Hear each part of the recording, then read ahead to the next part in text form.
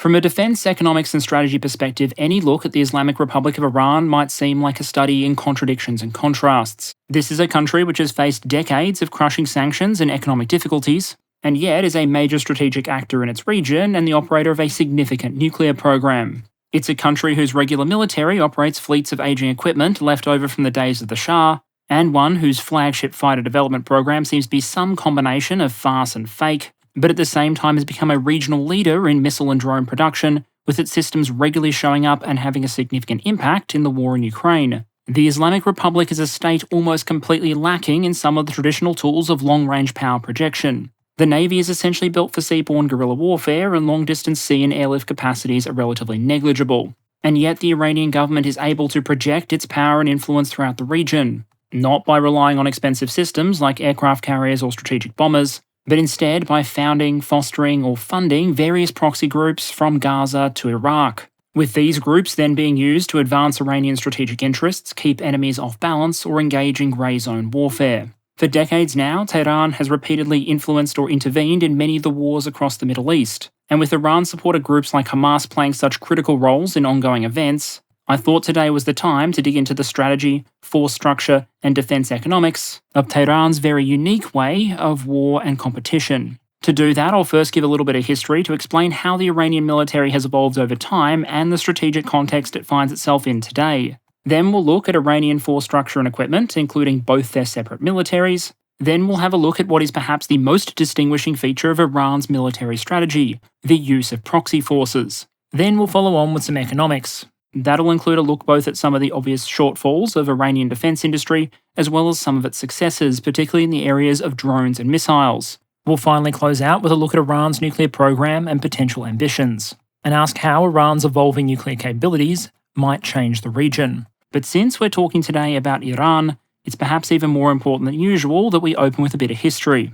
The big disclaimer, of course, being that we're talking about a region with a history of organised warfare that goes back basically as far as records go. Almost by definition, whatever I say in the next couple of minutes can't possibly be comprehensive. Instead, I'm going to try and focus on some of the events that have shaped military practice and strategy from the ancient era through to the Iran of 2023. The territories of modern Iran have often been at the heart of major empires or regional powers. Under Darius the Great, the Persian Empire stretched from India in the east to Libya and the borders of Greece in the west. And with its great wealth and relatively advanced government structures, the empire had the logistical capacity to project a naval and invasion force against Greece several 100,000 strong between 480 and 479 BC. The Persians would of course be defeated in that second great invasion of Greece, but much of the wealth and cultural influence of the old empire would persist through the Hellenistic period, and then well beyond as Persian civilizations went through sometimes centuries-long cycles, alternating between heights of power where they did things like challenge the Eastern Roman Empire for regional dominance,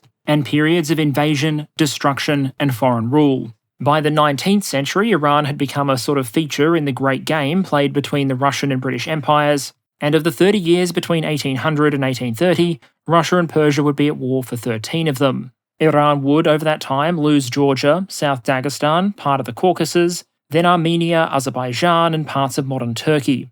And in 1907, Britain and Russia sat down, pulled a classic 19th century move, took out a map, drew some lines on it, and demarcated lines of influence. Essentially, British influence would be recognised and respected by Russia in Afghanistan, Tibet, and parts of southern Iran, and in exchange, Russia would hold influence over the majority of Iranian territory and receive some pretty hefty financial assistance from Britain. In part as an extension of that agreement, during World War I, there would be Russian troops in Iranian territory, and in 1921, the Persian Cossack Brigade, which was a unit modelled after the Russian Imperial Cossack units and led by many Russian officers, would stage a successful coup. That coup would eventually lead to the elevation of an Iranian military officer who had first joined the brigade at the age of 14, from his position as leader of the Cossack Brigade to Minister of War in 1921, the Prime Minister in 1923, and finally to Shah of Iran in 1925 as the founder of a new dynasty, which you have to admit is pretty impressive as far as rate of promotions go. Here we start to get to the era which is particularly important for understanding the Iranian military today. In 1953, another coup in Iran, this one receiving financial support from, among others, the American CIA, altered the political balance in Iran, confirming the Shah as an effective autocrat at the expense of the country's president. That locked the country very tightly into the Western-aligned anti-communist sphere, and would lead to a number of efforts to do what the Shahs described as modernising the country. That modernisation expressed itself in everything from styles and fashion to taking some of the country's extensive and growing oil wealth and using it to purchase foreign weapon systems for a military build-up. In the 1970s, on paper at least, the Iranian military was one of the largest and most powerful in the region, leading to one Washington Post article in 1977 to note, quote, "By the time it has finished its weapon purchasing program, Iran will have more British-made Chieftain tanks than the British, more American-built F-4 Phantom fighter bombers than Israel, plus 80 F-14s, the most advanced tactical jets in the US Navy's inventory, and the largest troop-carrying hovercraft fleet in the world." Quote. For the time, it was an impressive collection of military hardware intended to project power in the region. The Tomcat in particular was pretty advanced technology for the time, and no other country would ever purchase it. But none of it would be able to protect the Shah's government from what came next. In 1978, the country would erupt in protest and revolution, and in January of 1979, the Shah went into exile. In geopolitical terms, the Islamic Revolution would transform Iran's alignment overnight, from a pro-Western, anti-communist monarchy into the Islamic Republic of Iran as we know it today. Again, the causes and effects of the revolution are probably a story or 10 unto themselves. But for the military structure, it meant transformation. Up to 80% of the officer corps would be purged, access to Western weapons and advisors was cut off overnight, and alongside the regular military, a new parallel military structure would emerge, the Islamic Revolutionary Guards Corps, or IRGC. And just saying that this event had a transformational influence on the Iranian military is probably underselling it. The Islamic Revolution wasn't just a coup to replace one leader of an existing system with another. It resulted in a tremendous change in the cultural, religious, and social outlook of the state. And as a result, the military, government, society as a whole went through an immediate and intense cultural and institutional whiplash. That meant the effectiveness of organisations like the military would have to be rebuilt over time.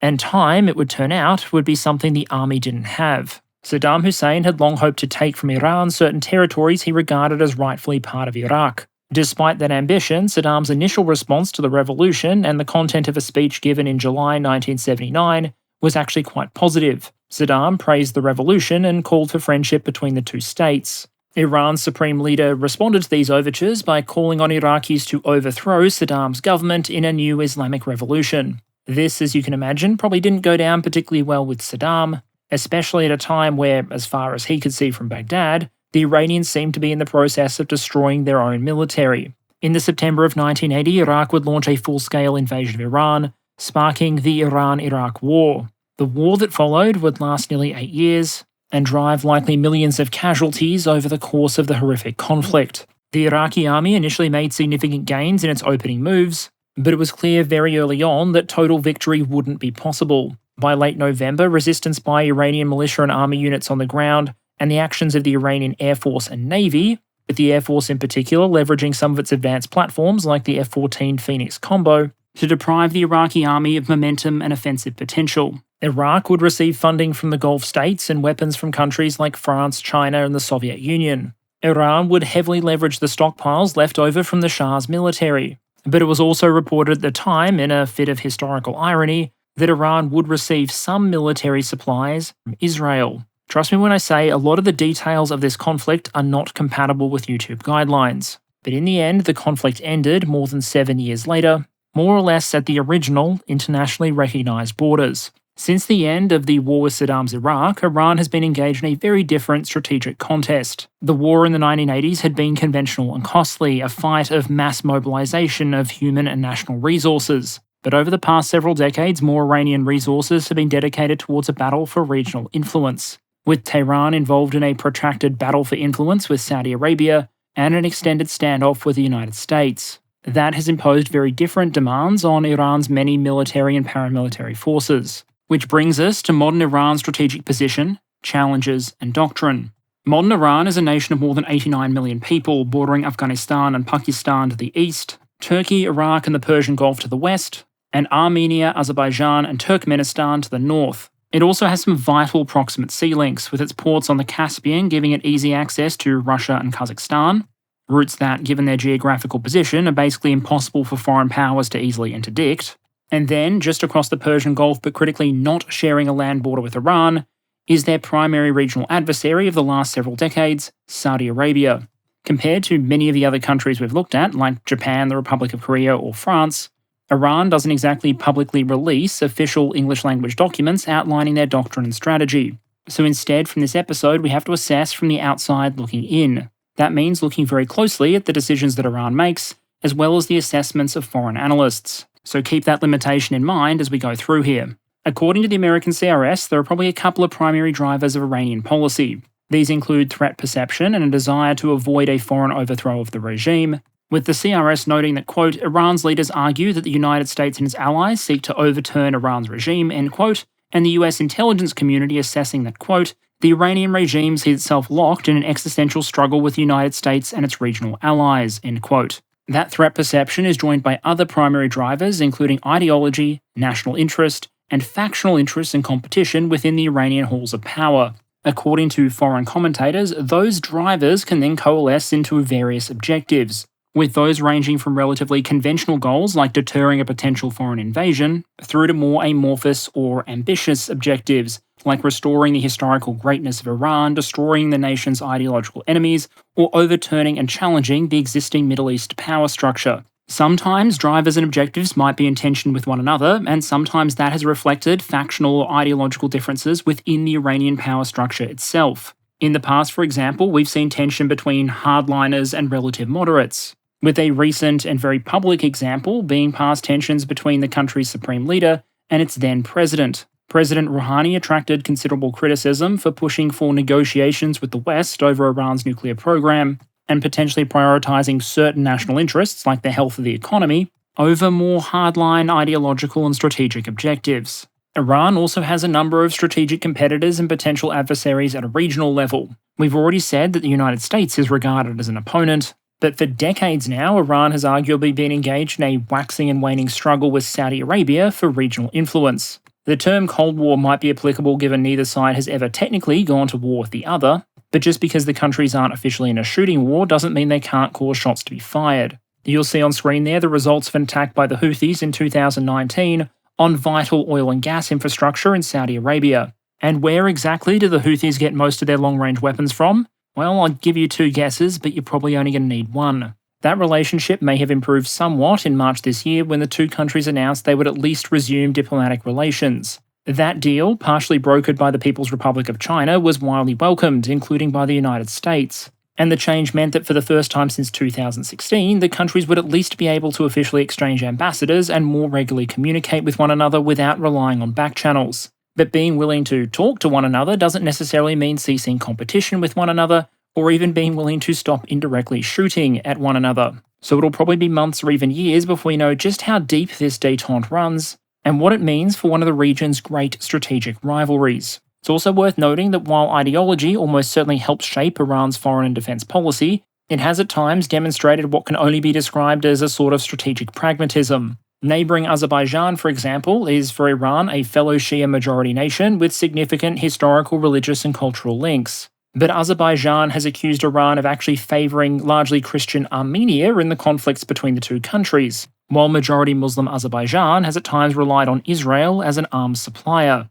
because geopolitics is ultimately a very dangerous game that can make for interesting friendships. But if you zoom out far enough, I'd argue there's a core difference between Iran's strategy and foreign policy and that of many of the other nations we've looked at. Most of the other militaries and defence industrial bases we've looked at have belonged to countries that, generally speaking, broadly support the existing world order as it stands. They tend to support existing international institutions, rules, and recognised borders. If you think back to Japan's strategic documents, for example, they often warned of attempts to, quote, change the status quo by coercion, end quote, or similar. Iran, however, is very much a revisionist power. It wants to change the status quo. And even at a very basic theoretical level, that sort of goal is going to impose different requirements on your strategy and force structure. If, for example, your only goal is to defend your territory in the status quo, then maybe you build a Finland-style mobilization army and call it a day. But if you want to cause some elevated heart rates in Washington DC by changing that status quo by coercion,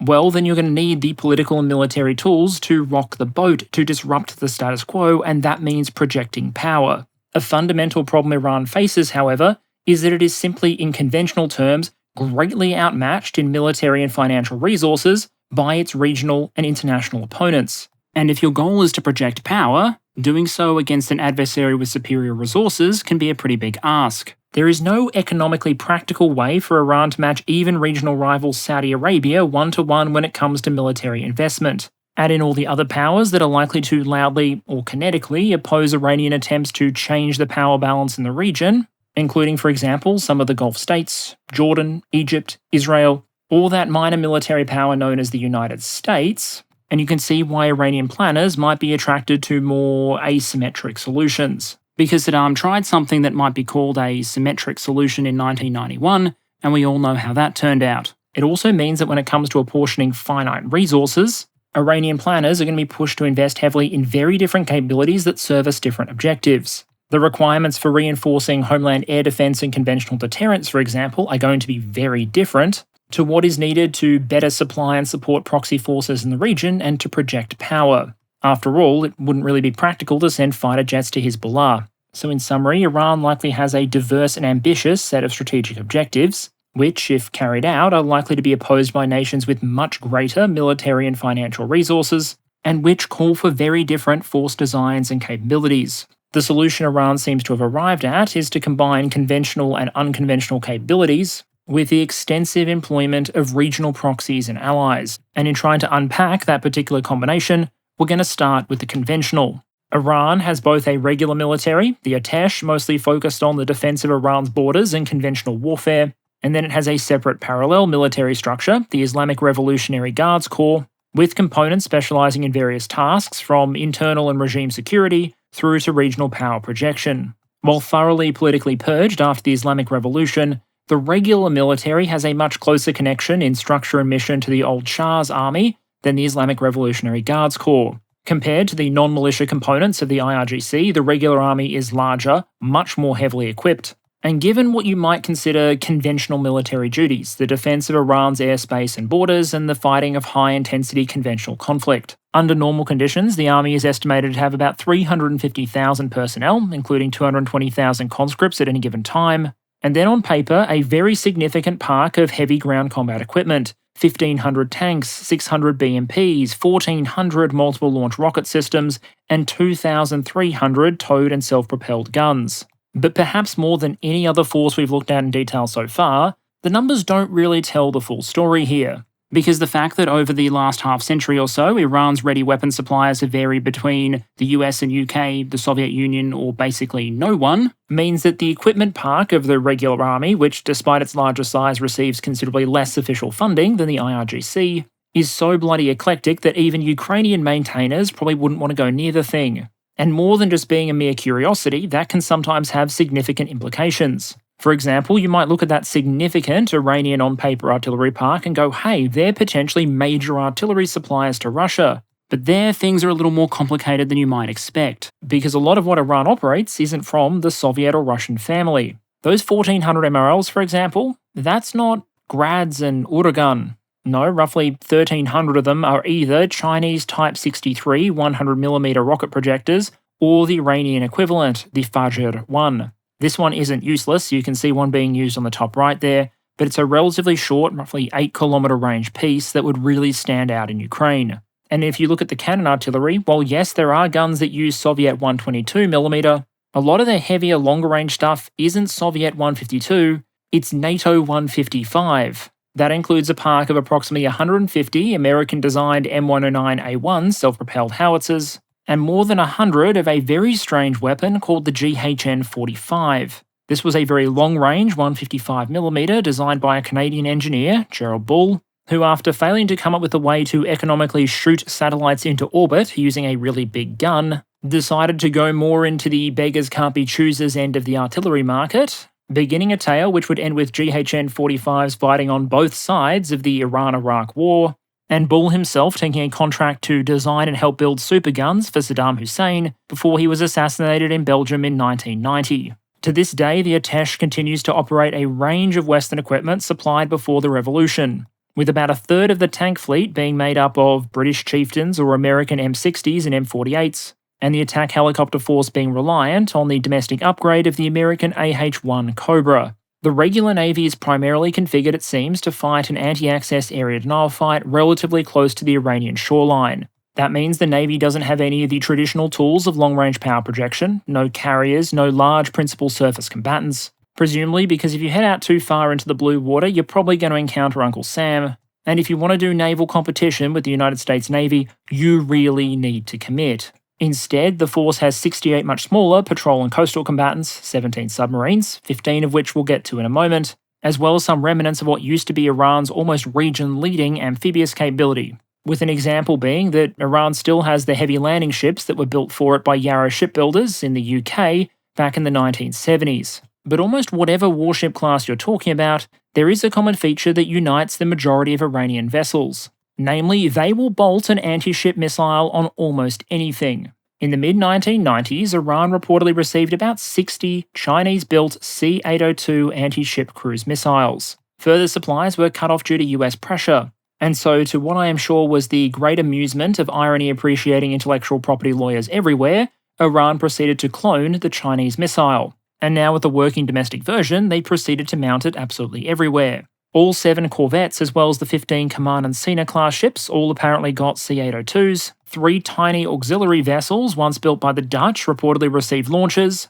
Plus, the Iranians have showed off rigs for concealing C-802 launches on the back of apparent civilian trucks. The Iranian military even took a ship which had been originally designed as a royal yacht for the Shah, and, as you probably guessed, found an empty space and bolted 4 anti-ship missile launch tubes to it, which on one hand gave the former royal yacht a significant increase in firepower, and on the other arguably highlighted a missed opportunity for the Russian Navy, which as yet hasn't pushed any oligarch yachts into military service. Now on paper, the presence of all these anti-ship missiles give the Iranian Navy a lot of punch relative to its displacement, and we got some evidence for just how dangerous these missiles could be in 2020, when during an Iranian live-fire exercise, an Iranian warship managed to engage an auxiliary ship that was laying targets rather than the targets themselves. This, reportedly, was the result. The focus on asymmetric and close-to-shore operations also means the Iranian Navy can focus very heavily on smaller, cheaper platforms. And when I say small, I mean small.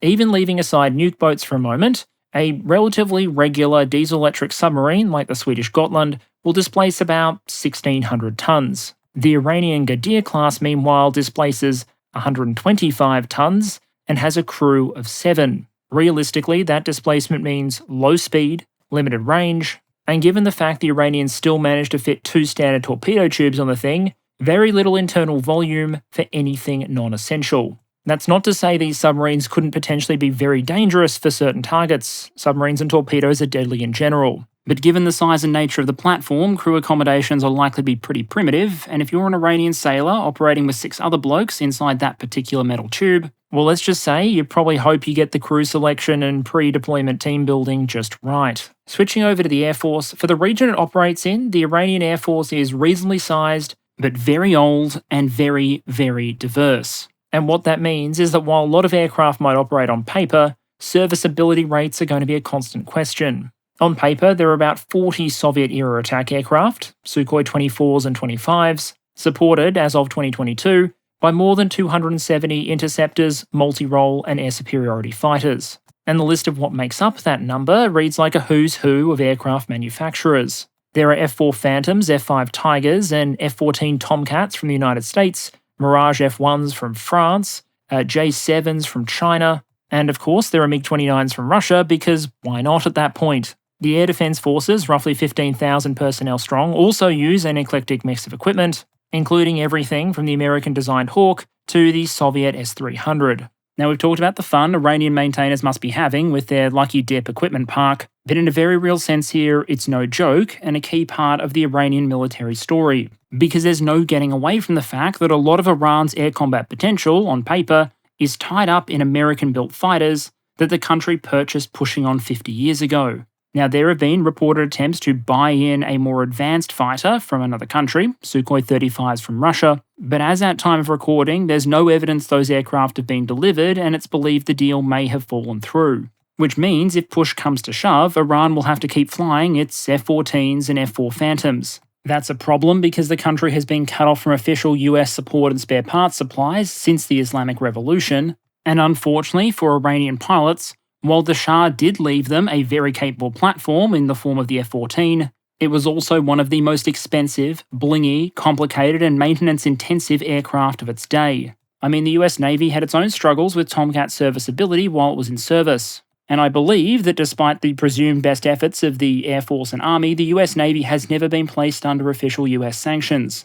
Iran has been able to keep a lot of these aircraft flying through a mixture of service life extension programs within Iran, duplication and local manufacture of components, some creative acquisition strategies to get access to original parts despite the sanctions, and we have some interesting images and videos from within Iran of aircraft being cannibalized in order to keep other parts of the fleet flying. But even then, you can only cheat physics so far and for so long. It's reported, for example, that many of the older F-4 Phantoms may not have full radar functionality, and ultimately every airframe wears out eventually. That means not just are Iranian pilots likely to be technically outmatched if they ever encounter something like an Israeli F-35 or a Saudi F-15, it also means that every remaining F-4 or F-14 flight hour left is a valuable resource, one that, if spent, might be hard or even impossible to replace. And if Iran doesn't get new aircraft, that capability will atrophy and eventually disappear. Now, under different circumstances, the Iranian Air Force might be able to get the money together to buy an entirely new fleet of fighters.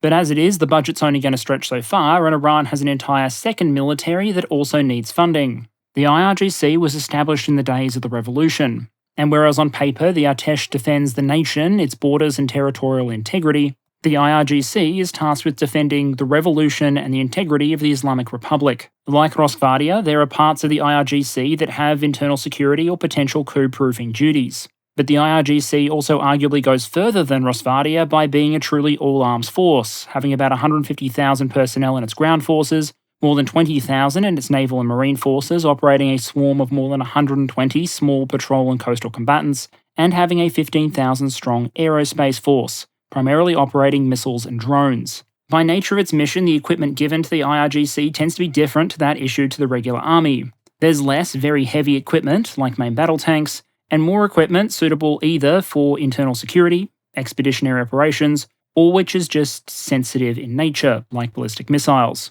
It's also worth noting that the IRGC is sort of the umbrella organisation for two other key Iranian forces. Firstly, there's the Quds Force, responsible for things like extraterritorial operations, power projection, military intelligence, and unconventional warfare.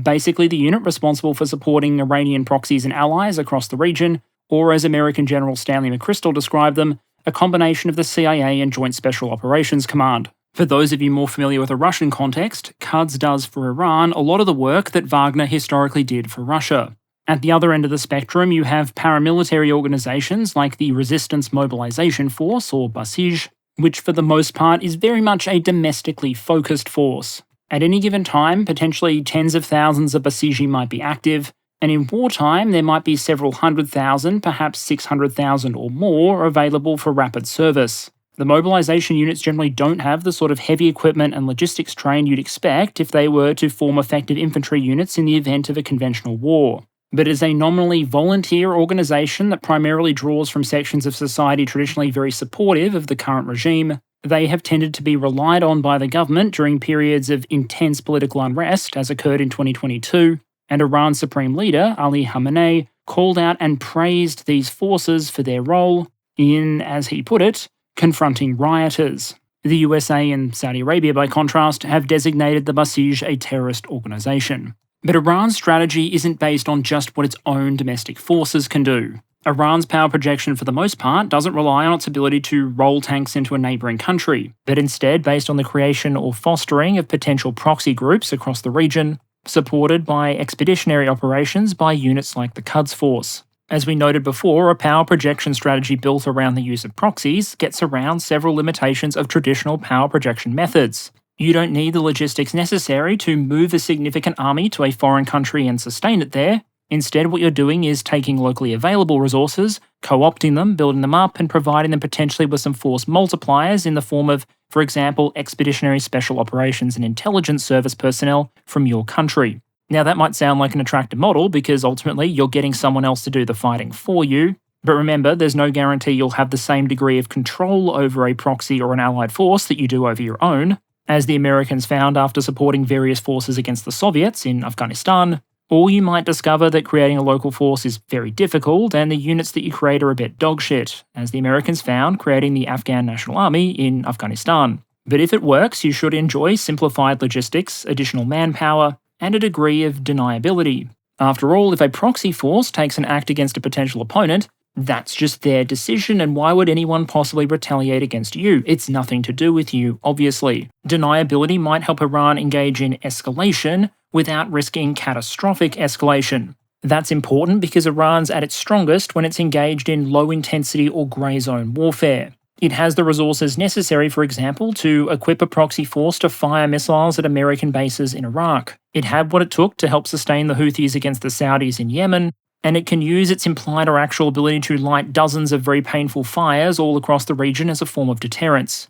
But what it doesn't have is the conventional military resources to deal with a high-intensity conflict against a more powerful opponent. If the US came knocking in force, for example, that would probably be game over. And so some deniability might help the Iranians watch missiles being fired at American bases in Iraq, without converting the Tehran weather reports for the next week into sunny with a 99% chance of Tomahawk. Although in the Iranian case, some might argue the deniability is more a fig leaf than a veil, given that in 2020 an IRGC general, Amir Hajizadeh, literally gave a press conference standing in front of a number of flags, most of which belonged to these so-called proxy forces, with the relevant banners including those of Hezbollah, Hamas, the Houthis, and the Popular Mobilization Forces in Iraq. None of this, of course, means that Iran has total control over any of these forces, but it does provide a very public demonstration of the depth of some of these linkages, so I thought we'd go through some of these key forces. In Iraq, Iran is believed to sponsor a number of units within the so-called Popular Mobilization Forces. The PMF is an umbrella organisation for a number of militia units that originally sprung up in 2014, but has since reportedly expanded to nearly 250,000 members and almost 70 different organisations. PMF units draw funds from the Iraqi state budget, but foreign assessments, including those from the United States, suggest that a number of these units are strongly linked to external forces, like Iran, and particularly when you start to account for all Iranian-backed units, including those outside the bounds of the PMF, then you can allegedly find some willing to take direct action against US forces and interests. As the CRS puts it, quote, Iran-backed militia forces in Iraq continue to carry out intermittent rocket, drone, and improvised explosive device attacks against US and Iraqi facilities and support systems, end quote, suggesting that Iran is able to use its proxies in Iraq to strike against the US indirectly, while also providing a basis of armed support for their own influence in the country. It's also worth noting that not all PMF units are Iranian-backed, and not all Iranian-backed units are within the PMF. But given this is an example of what might be described as proxies existing within an official force structure in a foreign country, I thought it was worth calling out. In a very loose sense, it'd be kind of like Canada sponsoring a US Marine Brigade to the point they started flying maple leaves in the barracks, and agreed to fire the occasional Javelin missile at avowed enemies of Canada whenever they visited the US for joint training. In Syria, Iran was a major backer for Bashar al-Assad. Significant numbers of Iranian IRGC personnel reportedly rotated through Syria. Assistance reportedly included training, technical support, drone strikes, and depending on how far you want to stretch the definition of Iranian action, the involvement of Hezbollah in the fighting. Official US assessments, according to the CRS, suggest that, quote, Iran's government seeks a permanent military presence in Syria to bolster its regional influence, support Lebanese Hezbollah, and to threaten Israel, end quote. We'll get to Lebanon in a moment, but for the moment let's take a quick stop in Yemen. I've never talked about the war in Yemen on this channel, and I don't intend to dig into it today. It's a complex topic, I'm not a Yemen expert, and I'm not convinced I could do the topic justice in just a couple of minutes. But from the point of view of a video on Iran, Yemen is important, because there the Iranians have long supported the predominantly Houthi forces, fighting against a number of other groups, including the internationally recognised Yemeni government, supported by Saudi Arabia and its allies. It's reported that Iran may have promised to cease this military support to the Houthis earlier this year when they signed their normalisation agreement with Saudi Arabia, but for years leading up to the point, it was pretty amazing what you might find falling off the back of a truck in Yemen, where, despite a UN Security Council arms embargo being in place since 2015, the Houthis, despite having very little in the way of relevant military industry, always seem to have managed to get their hands on things like long-range attack drones and ballistic missiles. At time of recording, that's arguably a pressing issue, with it being reported that the Houthis are claiming responsibility for a number of drone and missile attacks against Israeli territory. So far, we've seen drones and surface-to-surface missiles intercepted by American warships and Israel's own missile defense systems. but it does highlight that even comparatively short-ranged Iranian missiles and systems might be useful for strikes, provided they can be positioned not in Iran itself, but nearer to the potential target, which helps give an additional strategic dimension to the presence of Iranian-backed forces in Gaza, the West Bank, and Lebanon. Iranian influence in Gaza is obviously much discussed and very much a current issue. As of September 2023, the American CRS noted that Iran was still supporting groups in Gaza, including both Hamas and Palestine Islamic Jihad. The exact role of the IRGC and Iranian government in recent events is very much debated. There have been reports of Hamas officials asserting that Iran and Hezbollah were very much not involved in planning and executing their attacks on Israel, while Israeli officials are adamant there was at least some Iranian involvement. In early October, US National Security Council spokesman John Kirby suggested that the US hadn't seen, quote, hard, tangible evidence, end quote, of Iran being directly involved, but that there was, quote, a degree of complicity, end quote, from Iran due to its years of support for Hamas. Whatever the case, Iran's support for Hamas has been very public, with a recently publicised high-level meeting and statements of congratulations and support. Perhaps the most heavily armed of what might be described as Iranian proxy groups we'll talk about today is Hezbollah in Lebanon. Compared to the arsenal of an organisation like Hamas or even the Houthis in Yemen, Hezbollah's missile magazines are believed to run very, very deep. A CSIS report in 2018 assessed that Hezbollah had approximately 130,000 rounds of rocket ammunition available. Even if the vast majority of that is made up of relatively light and simple systems, think 107mm, ATGMs, or Grad ammunition, those are still basically the sort of numbers you'd expect if Neo and the Matrix had declared he wanted rockets, lots of rockets. The arsenal includes ATGMs that might pose a threat, for example, to Israeli armour, lighter, cheaper rockets that might be used to attempt to saturate Israeli missile defence systems, but also, unlike Hamas, heavier and longer range systems as well. There are derivatives of the old Soviet Frog system capable of delivering 600kg warheads between 125 and 210 kilometers, depending on the version, and there are even some relatively advanced anti-ship missiles. Hezbollah previously fired a C-802 at an Israeli warship in 2006, causing significant damage and killing 4 Israeli sailors, and it's even believed the organisation might have access to 12 of the export version of the Russian P-800 Onyx missile. 72 of these very dangerous supersonic anti-ship missiles were believed supplied to Syria in 2011, but there must have been some confusion with the shipping address or something, because according to a US estimate, 12 of them are believed to have fallen off the back of a truck in Lebanon. Hezbollah must have signed for them anyway, because they're believed to now be part of their arsenal.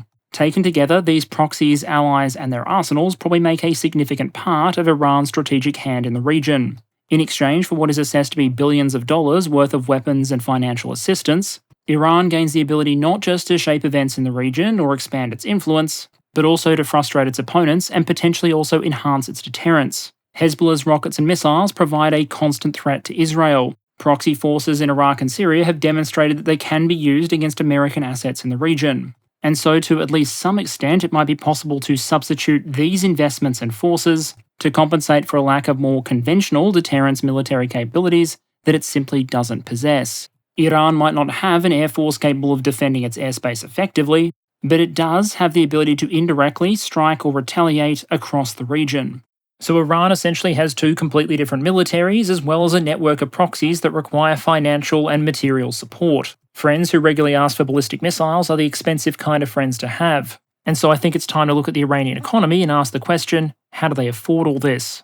Now, before we get started in earnest, there's one big point I want to make, and that is that Iran is, on paper, a country with enormous economic potential. There's obviously a lot more to building a wealthy economy than just having the right raw material, the right building blocks, but they certainly help. And this is a country with more than 200 billion barrels in proven oil reserves, more than 2/3 of what Saudi Arabia has, the second biggest global proven natural gas reserves after only Russia. The country also has plenty of mineable resources, but the problem, as with oil, is getting it out of the ground and converting it into wealth. Despite having more than 2/3 of Saudi Arabia's reserves, Iranian production lags behind badly. In 2016, the Iranian government said they wanted to hit 3.9 million barrels per day production by the end of that year. For comparison, Saudi production is currently about 11 million barrels per day. But in 2023, more than 7 years after that Iranian target was set, actual production in September was reported at 3.14 million barrels. That put Iran significantly behind the famously stable nation of Iraq, which pumped 4.3 million barrels per day in September.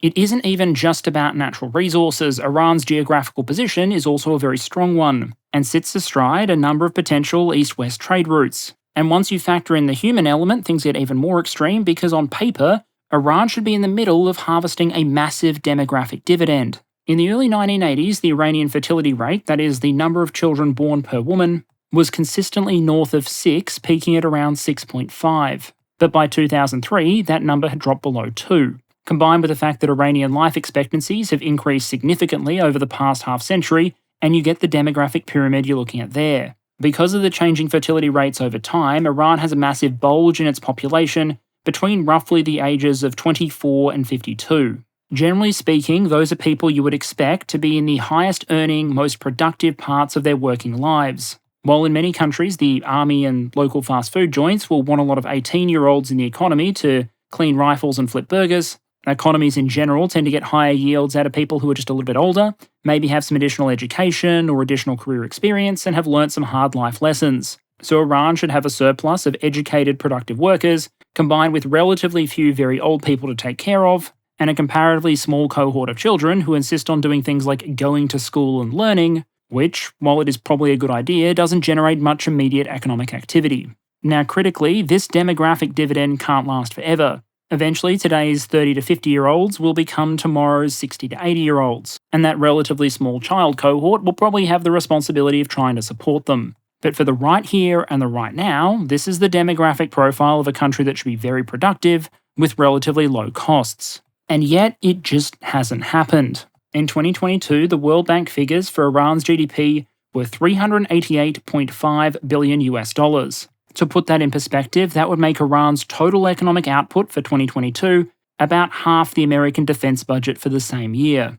GDP and GDP per capita have both shrunk significantly from highs in 2011 and 2012, and the Iranian economy is now roughly half the size of the Saudi one, despite Iran having roughly twice the population. Dig a little deeper and you'll see plenty of evidence that this economy isn't in great shape. Since 1980, double-digit inflation has been the rule, not the exception, and current official rates are north of 40%. That's probably not helped by the fact that there seems to be a serious case of money printer going brr. It's reported that the Central Bank of Iran has estimated the increase in the money supply at 45% for the year to September, and more than 3.5 times since early 2018. There are a lot of countries that engaged in quantitative easing during the COVID pandemic, but in countries like the US, we're actually seeing the money supply indicator M2 come down over the course of 2023.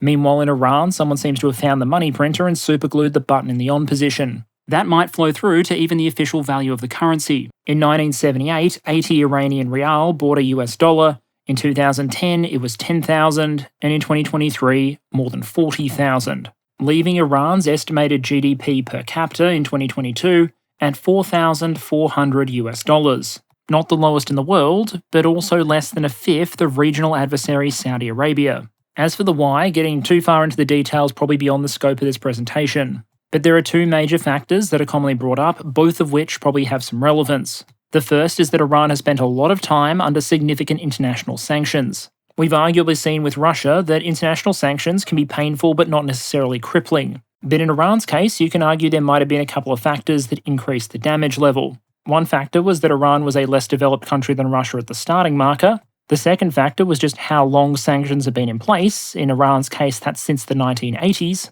And thirdly, the fact that many of the sanctions package against Iran were very inclusive. United Nations Security Council Resolution 1737 sanctioning Iran for its nuclear program in 2006, I believe, was passed with the unanimous votes of all members, including Russia and China. Now, of course, that doesn't mean that every country followed the sanctions regime to the letter, but sanctions regimes in general have pretty strong networking effects. The more countries sign on, the more effective they are. And so if you chart Iranian GDP over the last 20 years against the relaxation and reimposition of various sanctions, you'll see something of a relationship, with periods of growth somewhat correlated with reductions in sanction pressure. But as is often the case, sanctions are probably only part of the story. Generally, the part that national governments can point to whenever things are going badly and say, hey, this is their fault. But there's also a very domestic issue, and it has to do with the way the Iranian economy is structured and run. Significant parts of the Iranian economy are under state control, and others, according to different estimates making up between 20 and 50% of Iranian GDP, are under the control of distinctly Iranian organisations called bonyads. Technically, bonyads are meant to be charitable organisations with a strong religious character.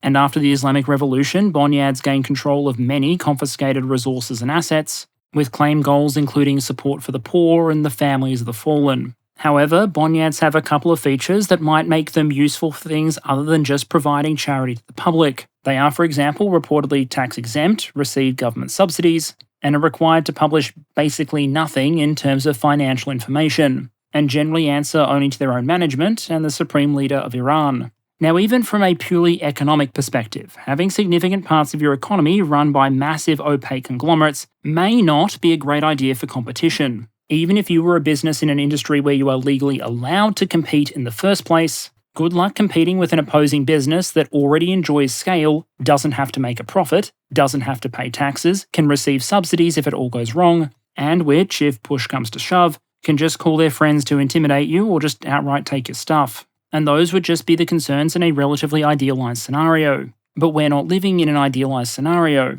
And so the claim is that many of these opaque conglomerates are taken over, influenced and used for the benefit of influential actors and groups in the Iranian political elite. There is, for example, a large Iranian bonyad sanctioned by the United States, which is claimed to be tightly linked to the Islamic Revolutionary Guard Corps.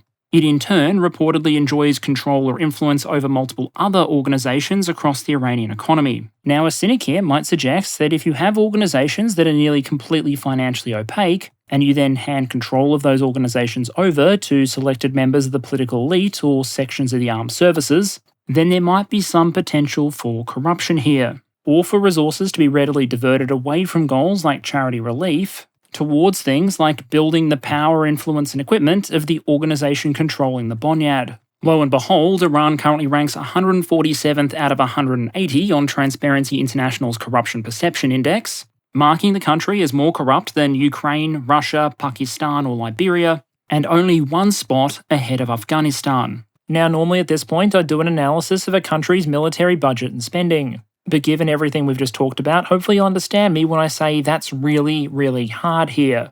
The economic structures are complicated, and I can imagine a Ponzi scheme running a more transparent accounting system. Even just the exchange rate can trip you up if you get it wrong. That's because in Iran there is an official exchange rate that says rial good, and an unofficial exchange rate which says rial trash, wherein for certain purposes you can go to the government and buy foreign currency on the cheap in order to carry out certain authorised transactions or activities. Or, of course, if you just happen to be sufficiently connected and able to access that rate. And then there's the actual exchange rate, which represents what someone else will actually pay for your local currency.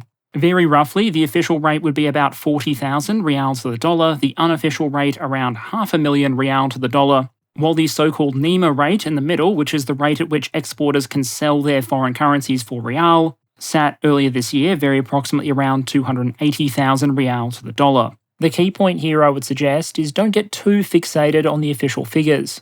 This is an overwhelmingly state-dominated defence sector where costs don't have to be accurately represented in prices, and where IRGC linked and other bonyads own a significant chunk of the economy anyway, making actual expenditures and opportunity costs even harder to assess. We can note official budget figures, which suggested that in 2022 the IRGC would get 930 trillion rials and the regular military 339, but just be aware that, even more so than normal, the numbers might not be the numbers. There is one interesting element that we can probably draw from those proportions though, and that is that, at least officially, in balancing its strategic objectives between conventional warfighting and territorial defence on one hand, and the forces responsible for power projection and regime security on the other, the Iranian government seems to be content to invest far more resources in supporting proxy forces, building up foreign power projection, and suppressing dissent at home, even if that means leaving the equipment and capabilities of the regular military to continue to decay. That has implications for Iran's defence industrial base, something we'll discuss a little bit more later, by meaning there are probably going to be comparatively more resources available for developing rockets, drones, systems that can be supplied to proxies or used to strike over long distances, and comparatively fewer resources for systems traditionally relied on by the Artesh. Think manned aircraft, tanks, artillery, infantry fighting vehicles, etc. In terms of investment priorities, this is likely to lead to what Chatham House researchers described as a, quote, unconventional force structure, end quote. where Iran continues to build capabilities in some fields while continuing to decay in others. So if we want to measure this more in terms of capabilities, we need to focus on what the Iranian defense sector is capable of doing, and where it falls short. Because besides North Korea and a few other distinguished nominees, no country, other than Iran, has had quite so long and so much imperative to adapt to the limitations that sanctions impose on its defense sector. So let's start with a couple of areas where the Iranian defense industrial base has been able to overcome the challenges facing it. The first, as discussed earlier, is that it's built up its ability to maintain sometimes very old foreign equipment that it no longer has access to official support for. The second is that it's gotten very good at duplicating and reverse engineering hardware they already had access to. Now here, trust me, I have to slap a massive disclaimer. Intellectual property theft is bad. None of you should go do intellectual property theft, especially when you're dealing with complex weapon systems. That said, Iran steals a shit ton of IP. Normally, this might be a very bad idea for a country. You might get sued, damage your international reputation, or cut yourself off from future supply. But in Iran's case, I imagine someone just kind of shrugged and said, hey, what are they going to do? Sanction us? And so Iran is able to focus on duplication, which from their perspective reduces technical risk because they know there is a finished product that works and has been tested. There are reduced training and transition costs because your military is receiving equipment that it already understands, just built in a different way. And the overall cost and level of understanding necessary to copy something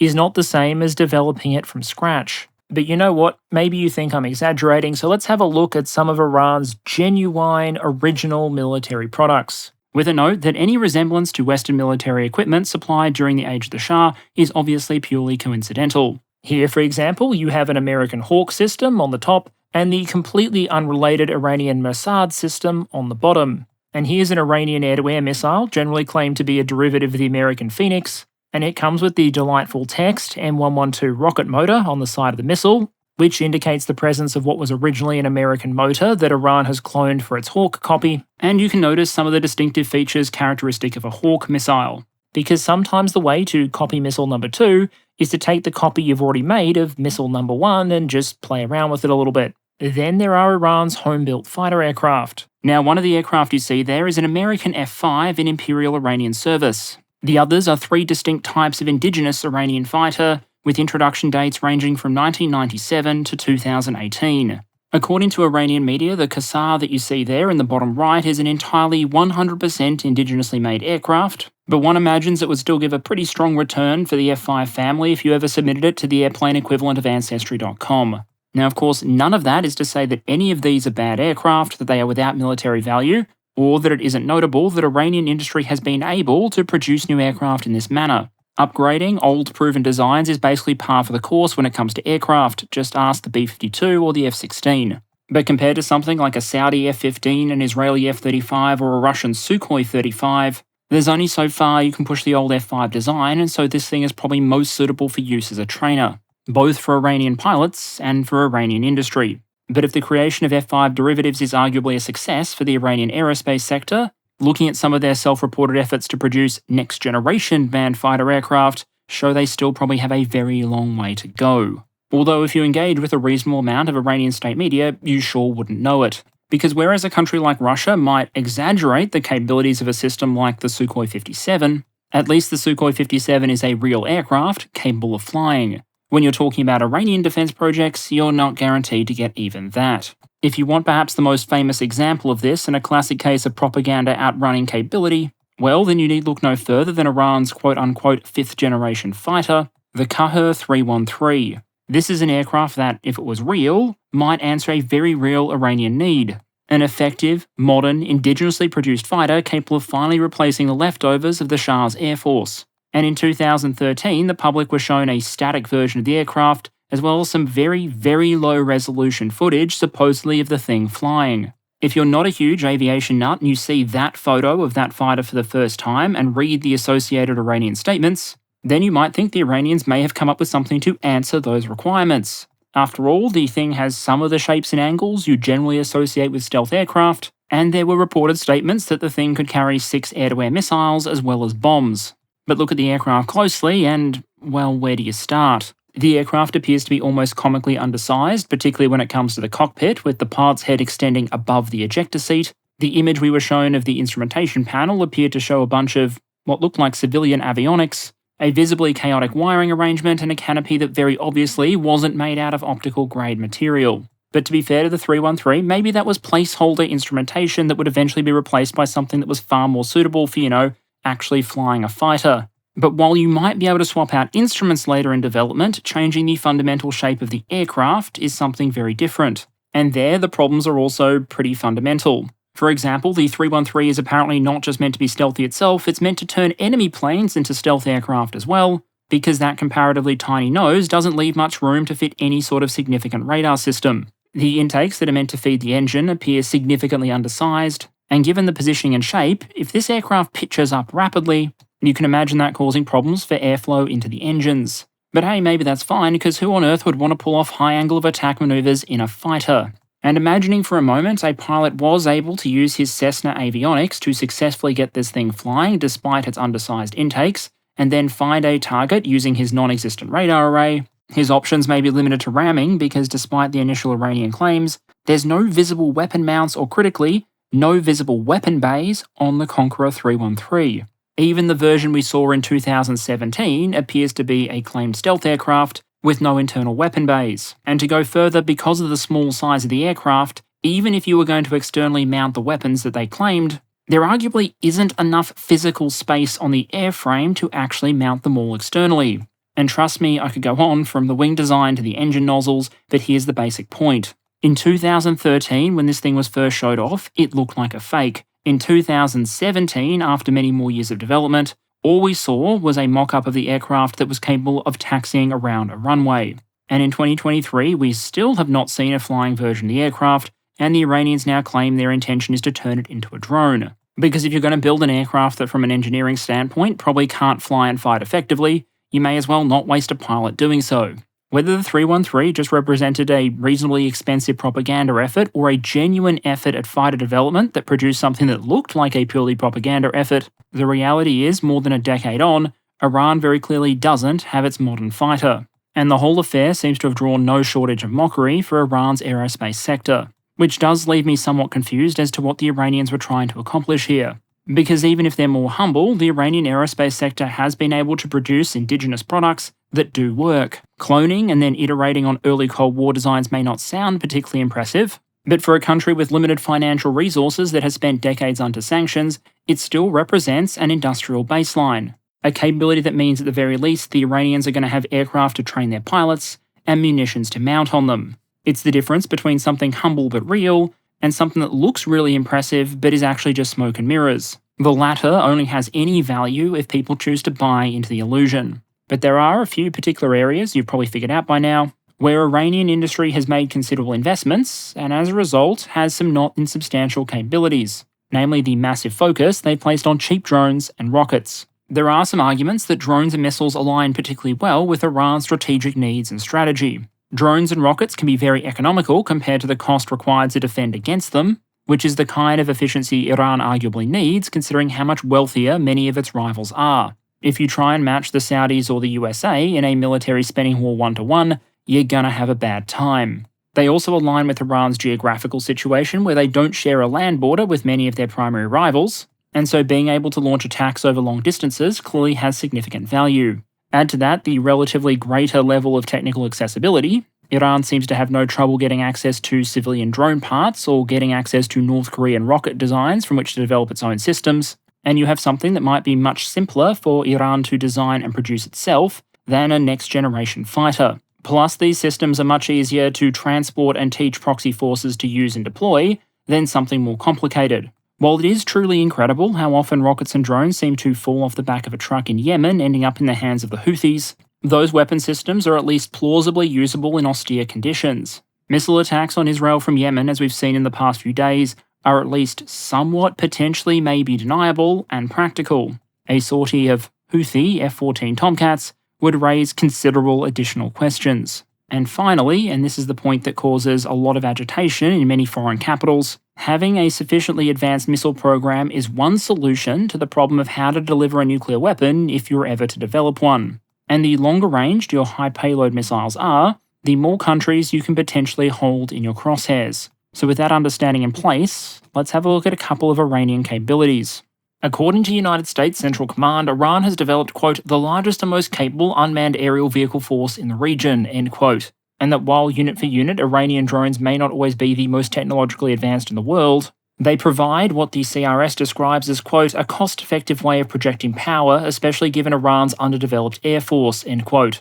In practice, what this means is the Iranians have developed a wide array of indigenously assembled drone systems, although often using imported components. Shahed 136, for example, has already become very famous for its use by Russia. Reporting on Shaheds disassembled in Ukraine showed dozens of Western electrical components. But that doesn't take away from the fact that Iran is able to obtain these components, that many of them are not sensitive technology subject to export controls, and that as a result, Iran is capable of producing a system capable of striking up to 2,000 kilometers away in quantity for a relatively affordable price. It should also be stressed that when you're talking about Iranian drones, and Shahed included, these are not really the equivalent to just taking a civilian quadrotor off the market and using it for military purposes. They represent purpose-built military hardware, and as a result, don't always have the same vulnerability as adapted civilian systems, even if they feature a lot of civilian and dual-use components. That often means, for example, that they include design features intended to protect them at least somewhat against electronic warfare efforts. But the Iranian drone arsenal isn't just limited to things like Shahed 131 and 136. Although, as with everything, exact capabilities and service status can sometimes be hard to determine. Case in point, this is the Shahed 171. Back in 2011, Iran got its hands on an American RQ-170. 3 years later, they showed off a model of something that looked very much like an RQ-170, and in 2016, we saw one flying for the first time.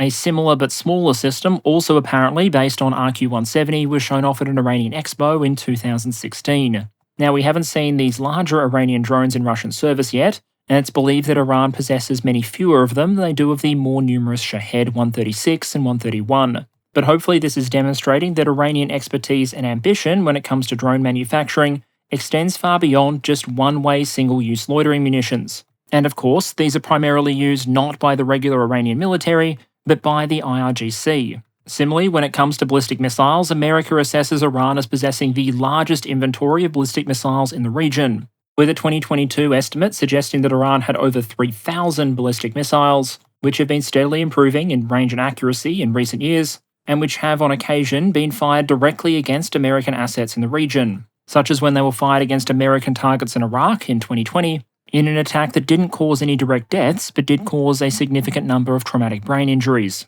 As the commander of US Central Command put it to the Senate Armed Services Committee in March 2023, Iran has developed its missile capabilities to achieve, quote, an asymmetric advantage against regional militaries, end quote. Because while the Conqueror 313 is doing laps of the runway and looking for pilots with the same physical dimensions as the recruits in Ender's Game, much of Iran's missile and rocket arsenal is very real and has been proven to work. The range and quality of the missiles within that arsenal, however, varies greatly. Early generation short-range ballistic missiles might be more likely than not to miss their targets by hundreds of meters. But Iran also has families of more modern systems that may be significantly more capable. The longer-range version of the systems reportedly requested by Russia, for example, only entered service in 2017 and is believed to have a range of at least 700 kilometers, possibly providing an even longer strike range than the existing Russian Iskander-M. This Iranian missile, the Zolfaghar, also apparently enjoys some reality-bending powers on Wikipedia, where the claimed accuracy estimate of 5 meters circular error probable, that is 50% of missiles will land within 5 meters of the target, points as its source to an article that estimates the accuracy at 100 meters circular error probable, and which, while noting some Iranian press reports suggesting accuracy as good as 10 meters, points out that information has, quote, not been verified, end quote. So the Zolfaghar article apparently takes an internet estimate of 100 meters, an Iranian media figure of 10 meters, and decides to split the difference and come up with a final estimate of 5 meters.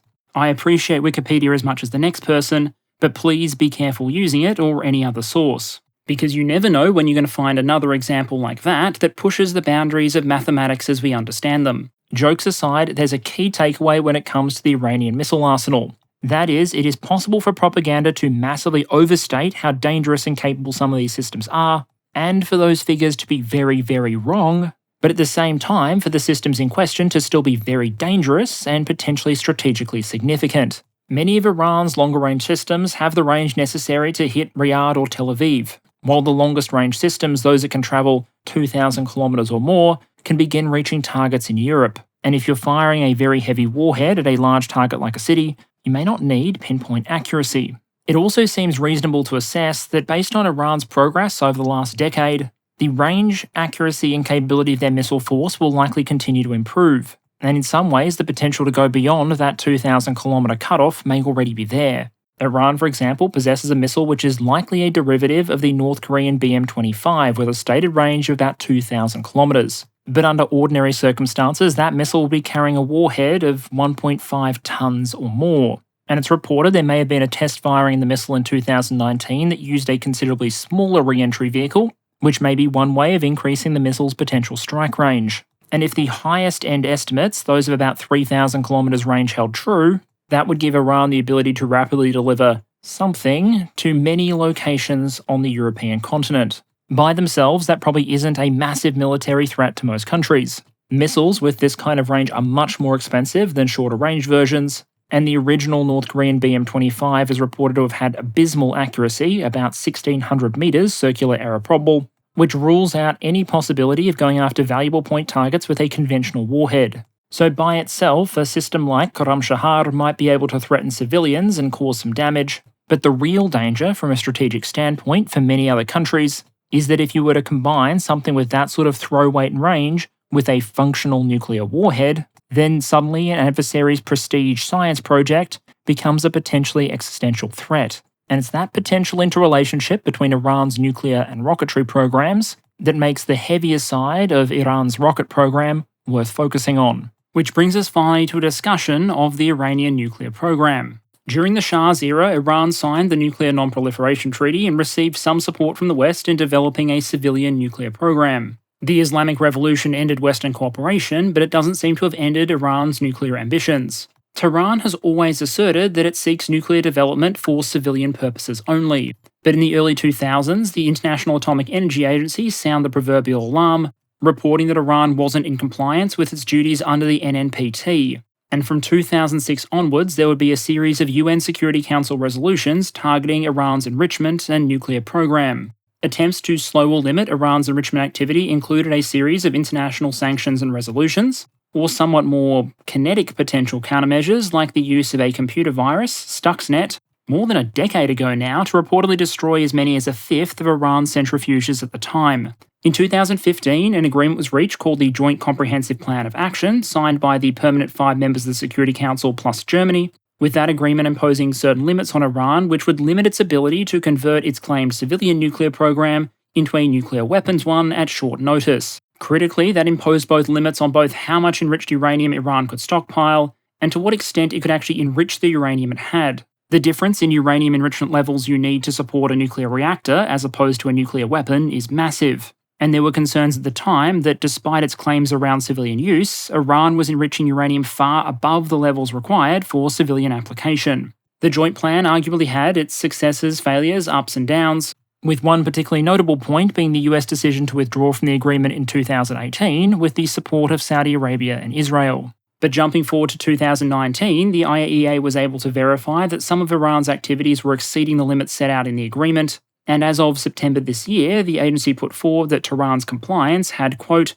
seriously affected the agency's verification and monitoring in relation to the JCPOA, end quote.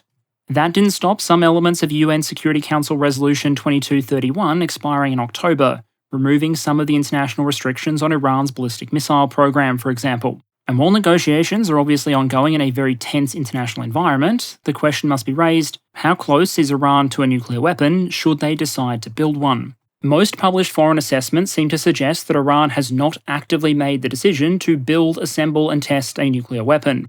Instead, they might increasingly be described as a fringe nuclear state, a state with the capacity to build a nuclear weapon on a relatively short time frame if such a decision is made. In September, the IAEA estimated Iran's stockpile of enriched uranium at 3,795.5 kilograms. And within that stockpile, it reportedly has uranium ranging from 2% enrichment up to 60% enrichment. It should be noted there that the original agreement limit was 3.67%, that according to a SIPRI article, Iran has no possible realistic use for this material other than as part of a weapons program, and from there it doesn't take that much more effort to get to weapons territory. In terms of estimated breakout time, that is how long it would take Iran to go from a decision to rapidly build a bomb to having one, the CRS notes a 2022 estimate of over a year, while American General Mark Milley estimated 10 to 15 days to get the highly enriched uranium necessary, and several months to produce an actual working nuclear weapon. Here there are obviously a lot of questions, a lot of uncertainties, and I'm skipping over an enormous amount of detail, particularly in the back and forth over sanctions and controls.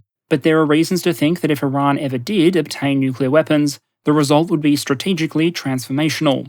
It would potentially convert Iran's missile arsenal and network of proxies from tools of harassment and asymmetric warfare into delivery systems for nuclear warheads. It would, potentially at a stroke, upend the conventional power balance between Iran and many of its regional rivals, and introduce a mechanism to seriously threaten targets as far afield as Europe. Officially, Iran doesn't plan to rely on nuclear arms, and many nations around the world have stated their intention to make sure the Islamic Republic never gets them. But given Iran's other available systems, I'd argue no study of their military strategy, force structure, or current and future capabilities is complete without considering this nuclear dimension. In conclusion, Iran seeks to project power in its region, challenge the existing regional order, and to manage a range of other objectives, including regime survival. Those ambitions are not matched against a sufficient pool of economic resources to enable them to be met by conventional means, and so the result is an unconventional force structure that places a premium on proxies and selected systems and technologies, often optimized for grey zone warfare or conflicts at a set intensity. Iran's missile and drone capabilities are region-leading and may continue to play a significant role both in Israel and Ukraine, but they probably aren't sufficient on their own to overcome all potential national competitors. The major joker here is a potential Iranian nuclear program, which, if it were ever to be pursued to the point of having functional nuclear warheads, would fundamentally transform the value of Iran's proxy networks and its long-range ballistic missiles. As for how all this will continue to develop in the context of current Middle Eastern events, only time will tell.